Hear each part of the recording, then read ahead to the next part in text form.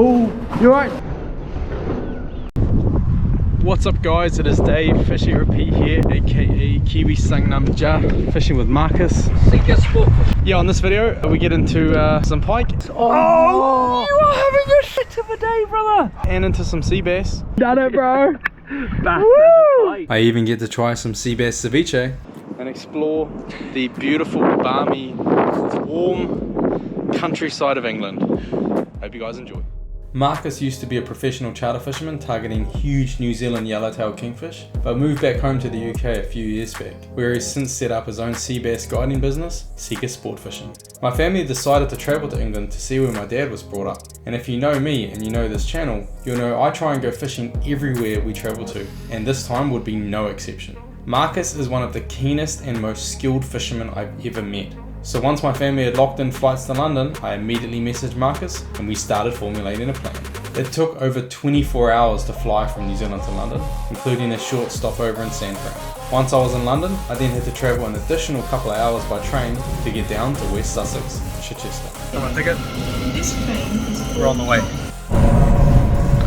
What up guys? We are on the train to Chichester. 1 hour to go. Staying there tonight and then we get up at 5:30 in the morning. Catch up with Marcus, he's going to take us around fishing in the freezing cold weather for sword bass. We bloody made it. Made it to little London, Chichester. I don't even know how to pronounce it, but we're here.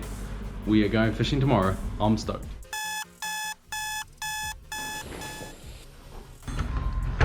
Bloody light as day. Pretty sure this is Marcus. Yeah! We loaded the gear into the car and Marcus gave me a brief history of the town, explaining the entire town was surrounded by a huge wall built during the Roman Empire. So we're inside the city walls. Chichester is the most complete Roman city walls in the world.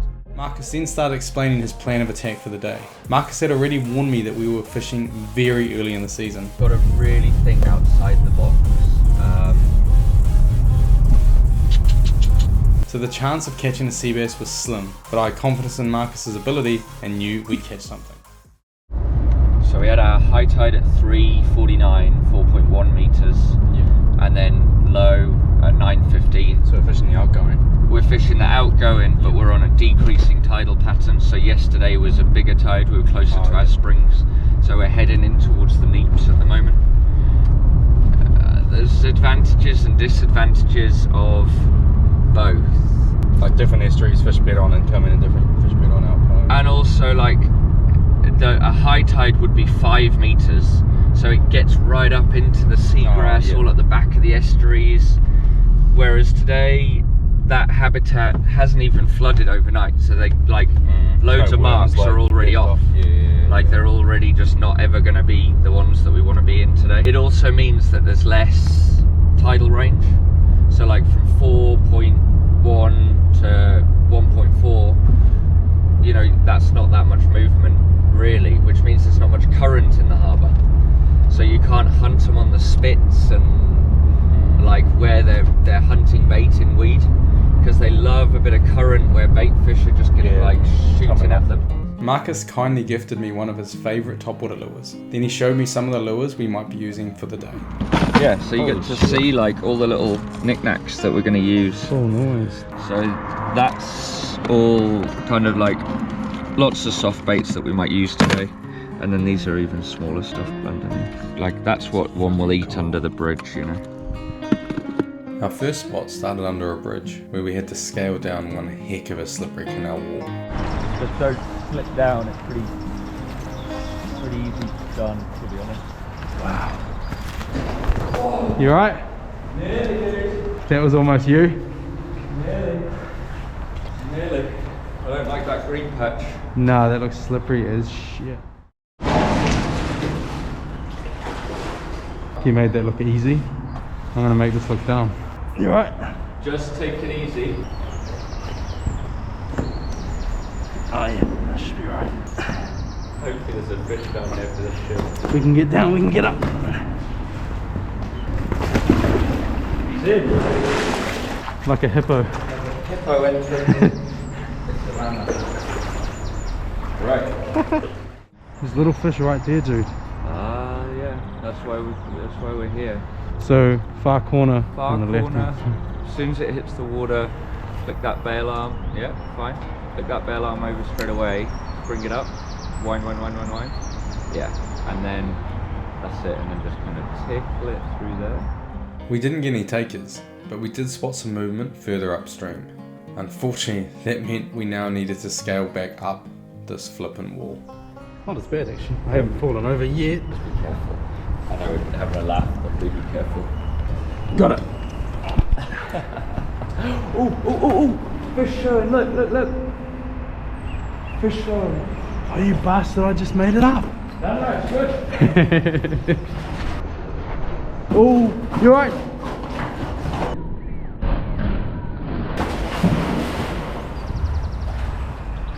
You did that Back up. fucking well, man. Don't step on the green shit. By the way, I got that on film. You alright? Get my arm if you want. I got it. I just don't like that green shit. That's so slippery. We'll go on the grass so I don't die. Oh look, he's in here. He's in the middle. Is that his wake? Holy shit, just got. Holy shit. Where'd he go? Where was the silver? There. Straight in front of us. Yeah, you grab this, get ready. Yeah. Where'd he go? Yeah, I got him. He'll be a nice fish, dude. Hey, we got to get him. Oh. Go. He turned on that. Yeah. He's turning his nose, eh? He's not going to eat. Damn it. Well guys, epic little start. We've already seen a couple. So we're going to head to somewhere else. Where are we going now? We are going to Fishbourne. Fishbourne. Fishbourne, where fish are literally born. It's actually where all the fish in the world are born. It's a really incredible spot. It's so peaceful without the wind, man. It's amazing. Oh, look at this estuary. Do you always get that vibe where you just want to start whispering? Yeah. It's as if it's like an instinct or innate or something like. I got a Facebook comment recently about like, why are you whispering? And I'm like, I don't know. That is not an aroma that is nice on the nostrils hole. That is a gooey smell. That is a stinky smell. You've got a concrete block with 4 big holes in it, and they sit in the holes. The concrete block is coming underneath the ground and spewing out a little bit of pooey water. Oh yeah, dripping it out, drip feeding. So the fry just seem to circle around it. There's always somewhere for them to be, and all you need to do is cast it into that kind of flow, tickle it up, and you've only got less than, oh man, you've got like 20 centimeters of water over the top of the pipe. A few moments later. You legend! I got something. Wow, I was like trying to like bust it off because I thought I got snagged on a reef. Oh my god. They're here, brother. You did get it right. You got it right. That was on me, that wasn't on you. Actually dropped one though. Ah! So what I did was, I won't lie to Marcus, I was a bit dubious.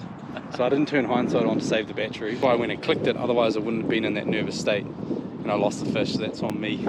Well guys, this is where we are fishing with Marcus, Seeker Sport Fishing. Fishing in just a shithole.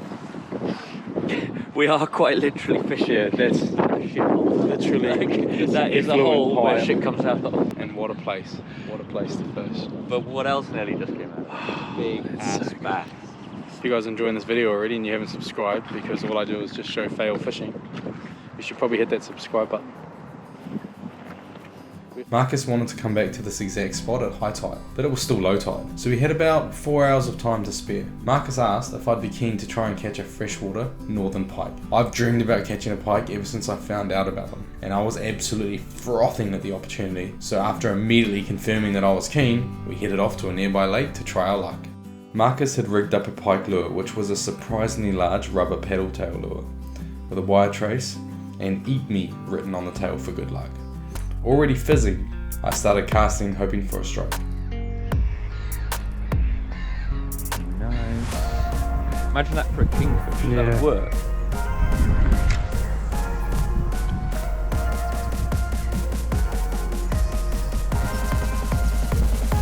Oh, whoa. You're on, brother. Holy shit. Bro, come on, mate.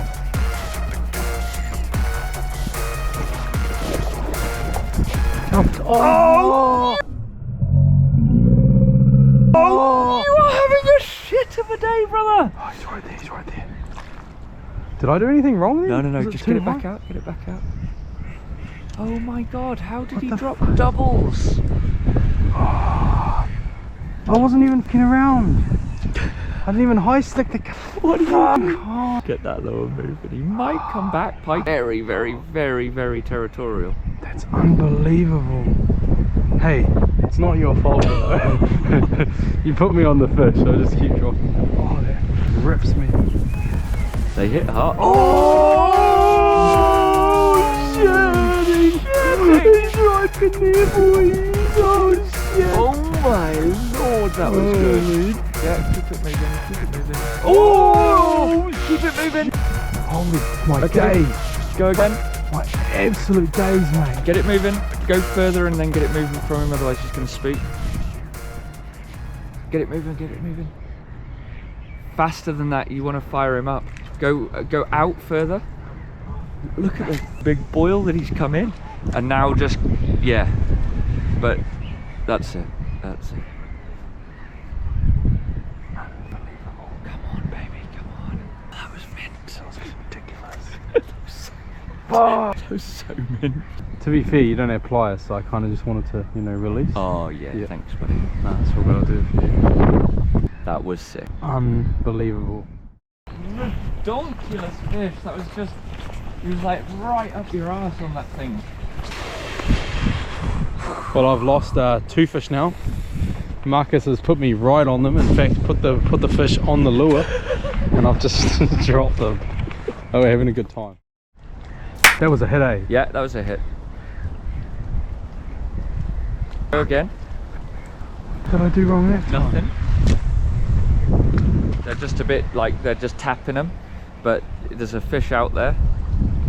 So, but like any predatory fish, once they are on it, you keep it moving and hopefully he just returns. But stopping it, I would almost say, will make them not return. You mean they like know it's a lure then, or?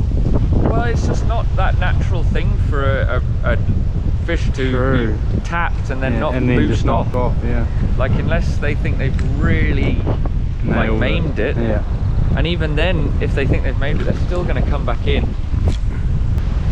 Blast one out past that, like move yourself to there, and then blast out there. But watch for the wind doesn't grab it and shoot it quite hard, and then it will run straight. Yeah. He's out further past that. Oh! Whoa, whoa, whoa, whoa! Oh shit! All good, all good. Okay, give it some. Hold on, hold on. What the? My god, they're munting shit up, but they're not hooking up. Not connecting. Brutal day. How rad, eh? Nice coloured big goldfish too. He might Dude, hit again. He was lit might up, hit man. again. He was. Next time he fucking lit hits, give him a strike. Like rip and into see him the on the hook. strike. Not mega, but put him back in his mouth.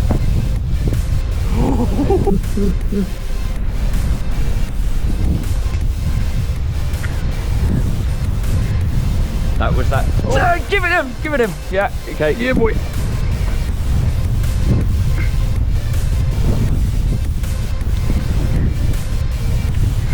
Come around this way. Oh, yeah, see it, see it. He's got it.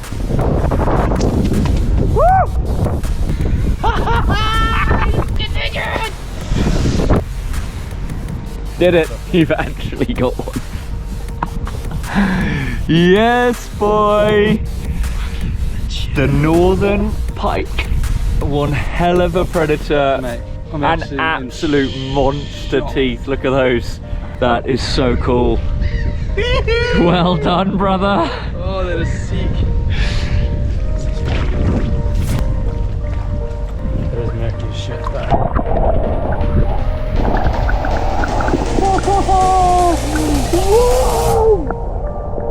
Here you go, buddy.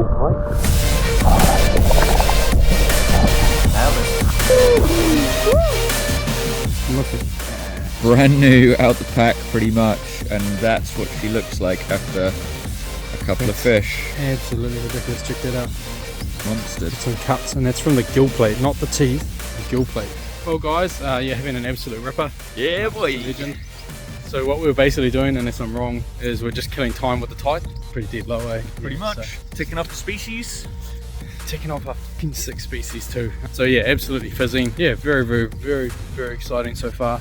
It's blisteringly cold, or balmy as the British would say, but having a very good time. Yeah, so keep staying tuned. We're gonna get ourselves a sea bass. Let's go. Oh well, we gave that a bit of an extra bash, got a strike and saw a couple of follows. I think it's about time we hopefully have some food. We have some catch and cook ceviche sea bass. Not just bass ceviche, Not just it's bass got ceviche. water chestnuts, capers, chorizo, and love. Lots of love. Got all the cutlery. Oh yeah. That's really nice. That is bloody outstanding. That's been really nice. You got what? Water chestnut, eh? The crunchy part, which is like a lotus. Fresh and fish. Chorizo, tomato, capers, Chili, avo, red spring onion, coriander, red pepper. So I'm rating this. I give it an honest 9.5 out of 10. Well guys, we've had lunch. An outstanding lunch actually. And yeah, I've got about 18 more layers on because it's balmy here. Tropical spring day. Tropical spring day. Look at the wind. It's Double like 20 knots. But anyway, we're ready. We're out. Where are we actually? We are, right now we're at Chichester Marina, so we're quite literally Just in Chichester. when people... We still had an hour or so to kill waiting for that high tide, so we tried our luck at a topwater session in the harbour. Unfortunately, it was still too early in the season, but Marcus did give me the most in-depth rundown of how a healthy harbour is the key to a thriving ecosystem. The harbour's even got a mouth, you know, we call it the mouth of the harbour. And it looks, on the map, it looks like a set of lumps. It's, it got a main channel and then it branches off like the bronchial tubes and then it goes. Well guys, we are back at it. Wearing more and more clothes in the balmy weather. It feels like the wind's dropped off, but maybe that's just sheltered, but I feel like it has. There's not a lot of trees moving. We're literally going back to the ship pipe, back to the same spot, try our luck. Having a very cool day. It's 5 o'clock in the afternoon. Just yeah, taking it all in, enjoying Sussex. And if nothing comes next, we didn't catch anything.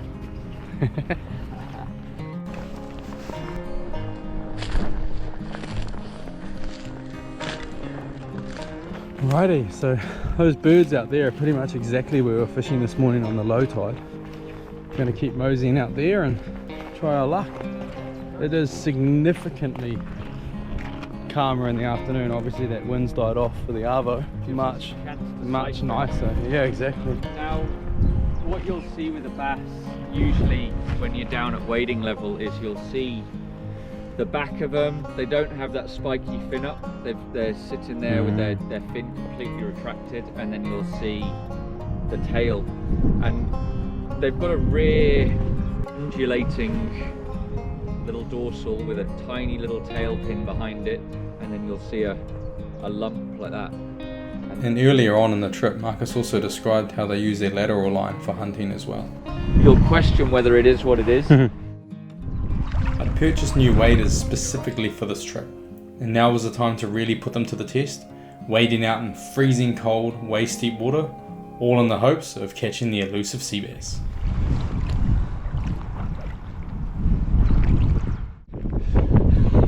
Fell over, but luckily waders, so stay dry. This is where we are. Literally on an island. And then literally just blast it slightly inside so that the wind, when it catches it, takes it to the middle of the swirl. And then make sure as soon as it hits the floor you come tight to it, rod tip up, and then you can adjust your speed accordingly. There you go. Yeah, quick. And yeah, and then just slow it down a bit, and yeah, that's a fish, no? It's a fish.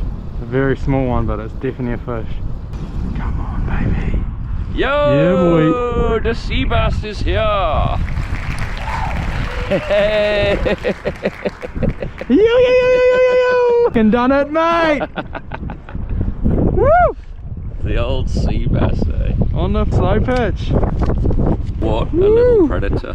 It is not the world's biggest bass, but what a cool creature. That's actually so sick. They're so sick, aren't they? Look at that fins. Look at that. A perfect little bass in miniature. Alright guys, let's try this.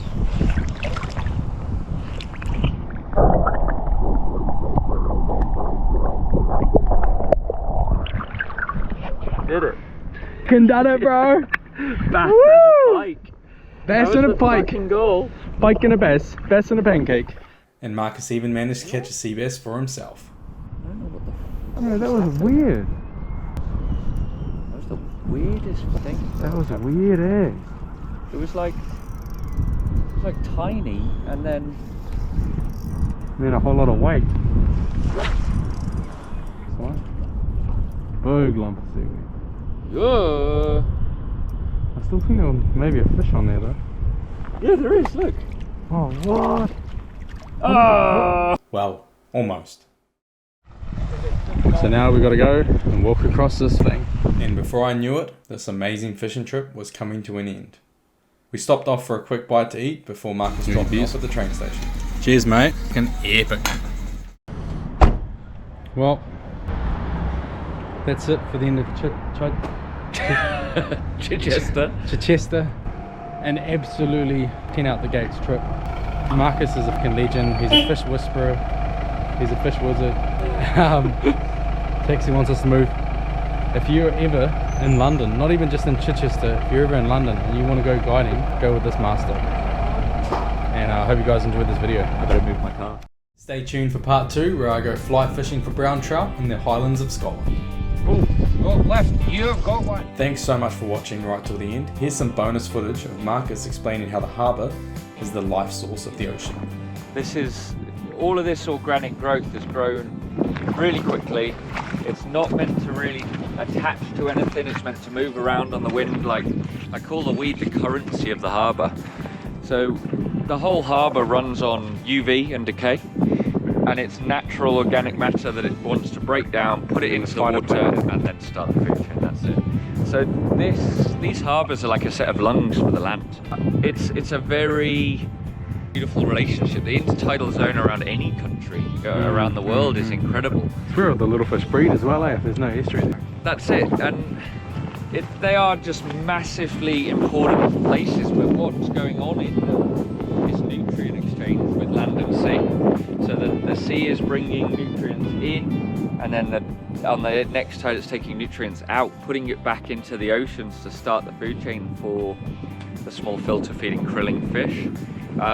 But it comes from the low tide situation. So over low tide, in the next couple of weeks you're going to start to see the temps go crazy, and then eventually in like July we'll have 30 degrees, and we'll have low tide situations like this where it's just baking, like literally rotting the yeah. And on the next tide it's like the breath comes, picks up the nutrients straight back out the entrance. Like the harbour's even got a mouth, you know. We call it the mouth of the harbour. On a map it looks like a set of lungs, you know. It's it got a main channel, and then it branches off like the bronchial tubes, and then it comes down to this stuff. Whereas all of the seagrass is like where all that nutrients really gets kind of trapped. The seagrass is an incredible plant. It sits at the back of all of the harbour. Design of it within nature is just so that when that water floods back up over it, and then the tide kind of drops back away from it, the seagrass acts like a sieve on the back end, and it just holds everything in there, because the harbour needs to keep the organic matter in the harbour to then allow the low tide to do its thing. And if we didn't have neaps and spring tides, so we didn't have that tidal difference, over a spring tide the water will come right back into the back there, but then it doesn't get hit for like 2 more weeks, because then you go into a decreasing tidal pattern, so your tides will only reach less and less, which leaves that organic matter on the side for like 2 weeks. and then on your next set of springs it'll pick it up. So it's the bigger picture and the daily picture that you look at. And I'm always monitoring heat, I'm always looking at where we're at in the tidal phase. There's a lot to... You think a lot about the harbour. It's crazy. Oh, I mean, I'm not even raising the surface, man. I could do 12 hours on that. And it's how the mechanism works. What was the grand design, and what was it meant to be, and how does each intricate bit work in it? Like, we're 4.7 billion years into this project, man. If it's worked, it's here. If it's not worked, it's not here. If it is here, it's got a purpose. What's the purpose of every single plant? Every single plant grows completely differently. Like this, bladderwrack is an incredible plant. Look at it, it sits on the low tide. There's two forms of chlorophyll. So there's like this free-floating chlorophyll, so this pays around on the currents. So every bit of the harbour gets this. And then the bladderwrack will set itself up quite often in places that can't sustain constant growth of weed. So that in itself like rots down, looking dries out, and then you go down here and it's immediately back to normal. As soon as it goes in the ground, it's all like it regenerates really quick. But every day in the summer, the bladderwrack gives up a little bit of chlorophyll as well. So you've got kind of like the seagrass traps the chlorophyll, the bladderwrack gives it out, the weed itself grows and pays around. So there's all these different ways that the mechanism creates life, basically, and they're all integral to it. They all tell you loads about how the harbour works. So the bladderwrack will set itself up in areas where it kind of needs to be oxygenated but doesn't get loads of wind. So not only that, but around the harbour you'll actually be able just to look on Google Satellite and go, I already know what their prevailing wind is and how the erosion around the harbour occurs just by the plant life. And then when you work backwards, you start to get into why you fish turtle, why they want to be here on certain tides and on certain kind of temperatures and all sorts. It's very... yeah, it's impressive. It's cool, it's good fun working it out.